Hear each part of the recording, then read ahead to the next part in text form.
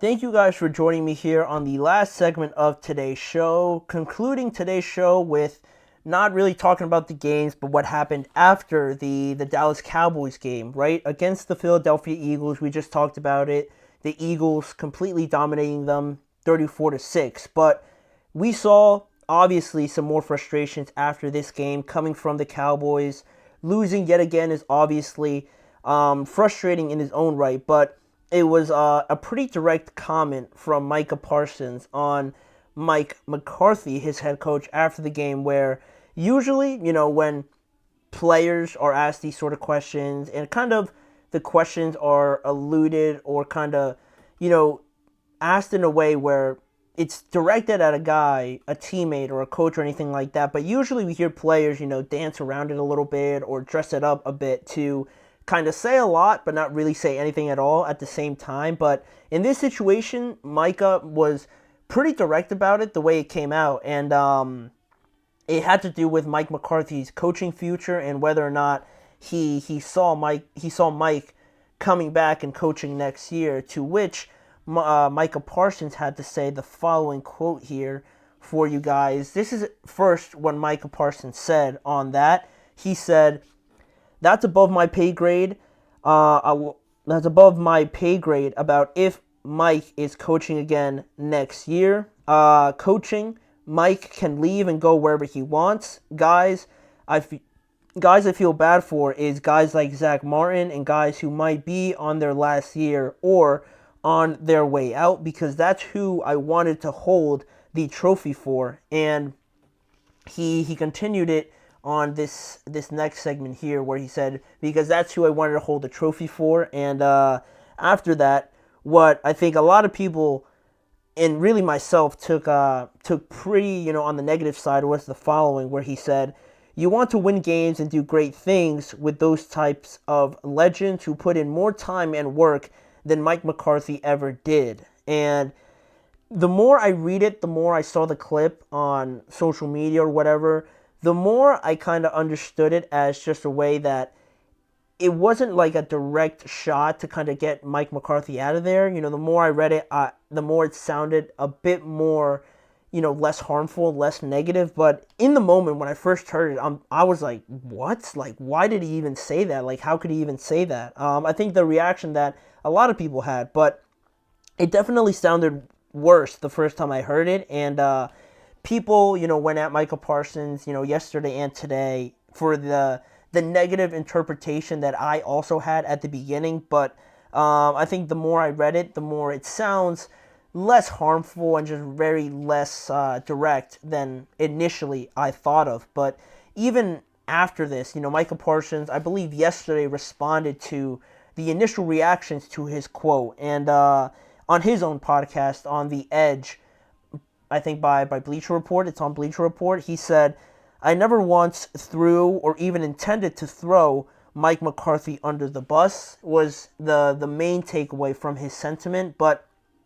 without adding every single word that he said on his podcast, he really centered his explanation around what he meant to say, around, explaining, not questioning what Mike McCarthy has done in his career, even though it might have sounded like that. He didn't want it to come off that way, as he explained on his podcast. And he also made sure to clarify that he has a great relationship with Mike McCarthy, in case anybody, had any doubts about whether or not they were clashing in the locker room. And really the main point that he made was that coaches more often than not outlive players' careers, right? Because of the physical wear and tear and, the contract situations, older players, some positions, having shorter career spans than other positions, obviously. So typically coaches coach longer and can do it a lot longer than, say,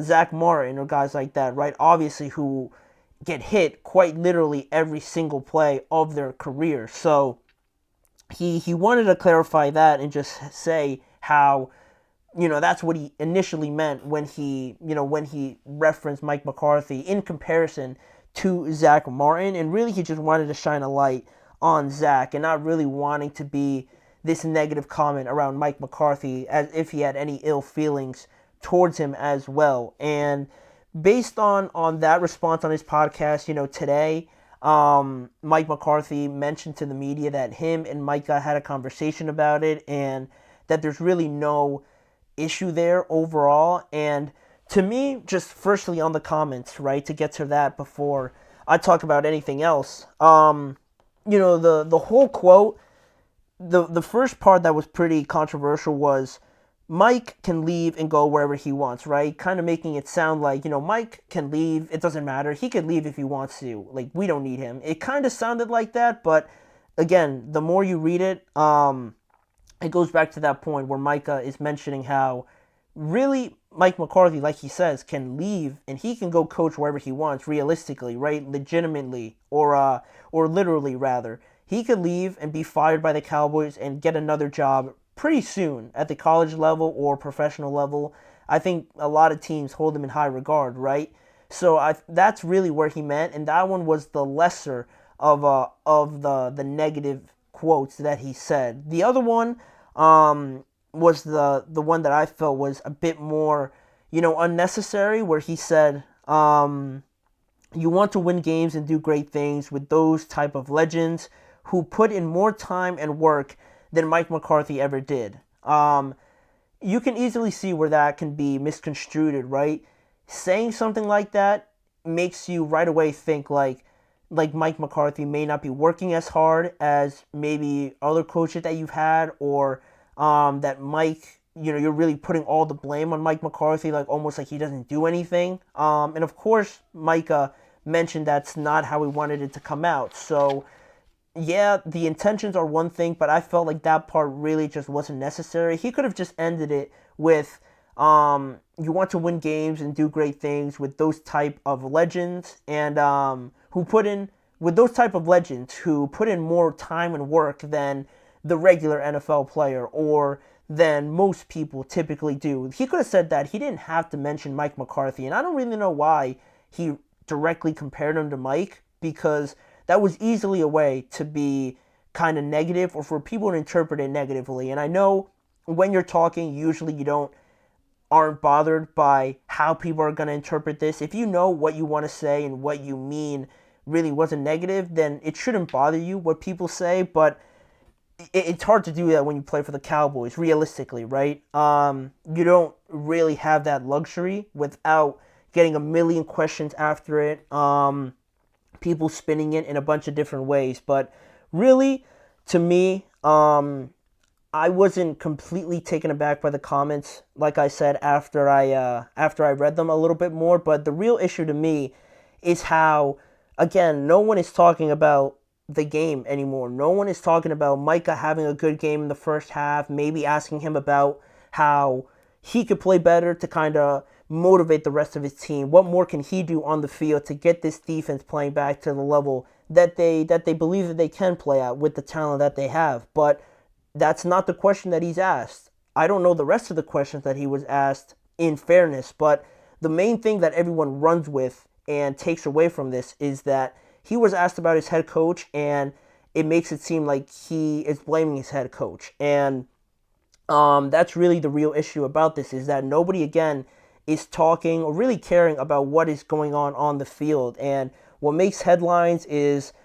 talking about the stadium, right? Ceedee having a problem with it. Jerry Jones being sarcastic about it afterwards and talking about the sun and tearing down the whole stadium and whatnot. A bunch of nonsense. And the head coach being asked about the opinions from Jerry Jones and having to react to that, or hearing something, like this that Micah might have said, but maybe he didn't mean it that way, and now he has to respond to it. And that all sort of snowballs, each and every day. And again, we're getting further and further away from talking about how to improve this team. Rather, we're talking about other things that are just distractions. And someone is bound to say something really that will be taken out of context when everything is just swirling around this team outside of football. And also, it again doesn't help when Jerry is talking each and every week, and then players, coaches got to answer to it and respond to whatever he says, and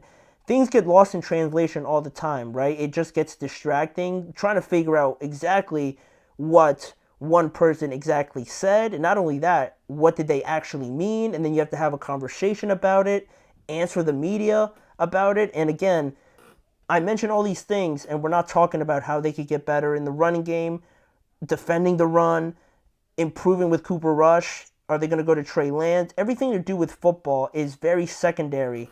It has been like that for a couple years, but the talent, the way that they built this roster was a lot better compared to this year. So I think now it's, like I mentioned in the last segment, everything is really just crumbling, and the wheels have completely fallen off now, because if you're not getting the production on the field, you're going to get all the attention you usually do, but it's going to be a lot more negative and a lot more divisive and things like that. So it just makes you think that how they're going to operate the rest of the season, right? Mike McCarthy being a lame duck coach this year and Jerry holding all the power. They're not going to fire Mike McCarthy right at this point. I don't think it really makes any difference, but it's just hard when the owner is continually, like undermining the head coach with any comments he makes or criticizing him like he did a couple weeks ago. It's super tough, and they could change the head coach. I'm sure they're going to do a lot, hopefully in the offseason, to improve this roster overall, but it's tough, and I think a lot of people would agree to do it with an owner that's so involved in the media, just like almost like breathing down your neck each and every week about giving suggestions or sharing his opinion and things like that. It gets very distracting. So that's what the Cowboys have almost become now, in a way, just the most clickbait, headline-worthy comments that they can get out of. That's what they are now. That's the context that comes out of them now, rather than playing good football. I think everyone's just moved past that and just waiting to see what any of them say next, which is unfortunate because, of the contracts and things like that we're not going to get into. But it was definitely a piece of news that took the beginning of this week by storm, for sure. And I wanted to get on here, just talk about it a little bit. So that ultimately wraps up today's show. Thank you guys for joining me on today's episode of the Chip Shot Football Podcast, brought to you by the GSMC Sports Network. Make sure to like, follow, and subscribe to the show, as well as following the network on all forms of social media. And if you want to see more of the show, check out both YouTube channels, the GSMC Sports Network channel and the GSMC Podcast Network channel, for more NFL content around this show and more coverage, individual segment videos, YouTube shorts, and everything around the NFL, like I said. And lastly here, tune in every weekday to catch more of the live shows with me, Manny Maradiaga, as your host, talking about the NFL each and every weekday. We'll be back tomorrow to start talking a little bit about Week 11 and previewing some of those games on tomorrow's show.